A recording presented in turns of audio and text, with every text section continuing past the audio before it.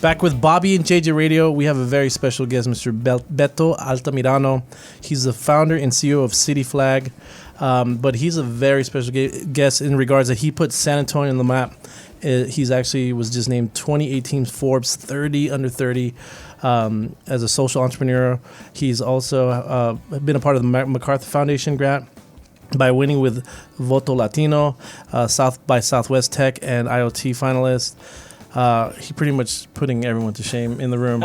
Bobby just was shy of 400 under 40, and now he's way over that. So, yeah, I'm past the 40 mark. So Yeah. maybe there's a 50 under 50. no one cares about you look after 27. This is true. He's a vampire.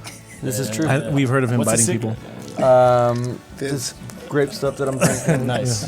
Yeah, Made some of that. causes you to No, bite stay people, away. though. Stay away. It's terrible. First of all, thanks for hanging out with us, No, Beto. thank you, Yeah. You know, Bobby. You know, I appreciate it. You know, anytime that I have to, speak about what we're doing with Sure. Citygflag, and it's great to connect with you guys. I follow you on Facebook, and Cool. you're killing it. So Yeah, congrats. well, me too. I stalk you as well. So let's talk about Citygflag. What are you guys doing, and what are you all about? Yeah, so back in 2015, we started this company, as a project to see how we can connect people with government, right?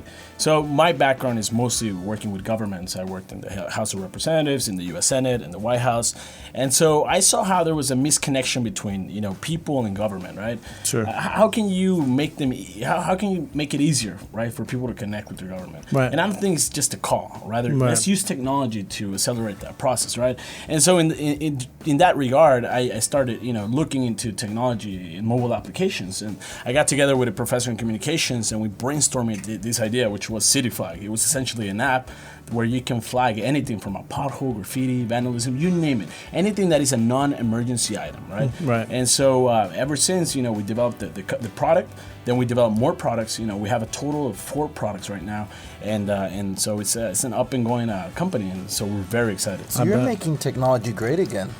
Yeah, it's an interesting slogan. I don't want thought of it. I don't want to dive into it. But essentially, I think that we want to make government, more efficient, right? And I think government tends to be reactive, not proactive. And with technology, right, I think government can accelerate those processes where they can create more civic engagement among the community, right? Sure. If we develop people-centric solutions, people will utilize the platform rather than if we develop government-centric solutions. So I think that's what we see a lot, right? When we talk about government tech, a lot of technology that is developed for government and not for people. Right. And in the end, who's the user?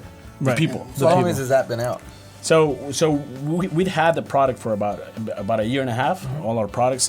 It's an off-the-shelf product, right? And then we sell it to the governments, right? So our first client in the U.S. Was San Antonio, and so we're about to release this product here in San Right. Antonio in the coming 2 weeks, and so we're very excited. It's going to be the San Antonio 311 mobile application, and hopefully everyone who's listening, can download the application. It's going to be quite a game changer. It's the first social platform for 311 services, Right. meaning that you can comment on pictures, you can vote on the reports that people make, you can geolocate and see every single report that is being created in San Antonio in real time. Wow. So it's a game changer. So let's say I'm driving down one of our beautiful streets in San Antonio, and Very gorgeous. Nogalitos? Nogalitos, yeah, and where Bobby lives, and so I hit this big pothole.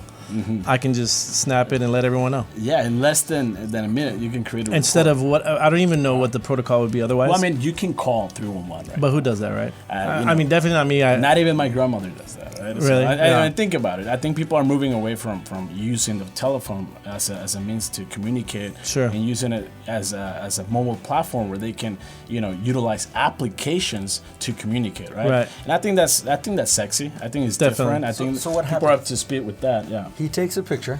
Yeah. It gets sent up to the government or some office gets this picture and JJ hit a pothole. What's going to happen next? Exactly. So you see the pothole, right? You geolocate it, right? So you take a picture of the issue that you see on the street, whatever it is, any non-emergency item, Right. And then you geolocate it through, we're using a Google. So kind of like Maps Waze, like Waze. exactly. It's the Waze for civic engagement. I love it. So And Waze, then where you say, hey, there's a cop on the corner, be Exactly. careful. It's the same Exactly. thing. And then you choose your category, what it is. Let's say it's a pothole, right? And then they have a subcategory, which they ask you how big the pothole is, right? Right. And then you send that information directly to the 311 Operations Center, right? Right. They receive it, and everything's like instant, right? So it's not gonna be someone reading the report, but rather it gets received and it bounces back to the right department. If it's Public Works, if it's SAWS, etc. So it's a very agile system to make things more efficient for people in government. And we're going to be other than potholes. What else can I report? Like graffiti. If I see JJ standing on the corner asking for money again, I can say there's JJ again. I don't know if my mom would receive that in real time. So you have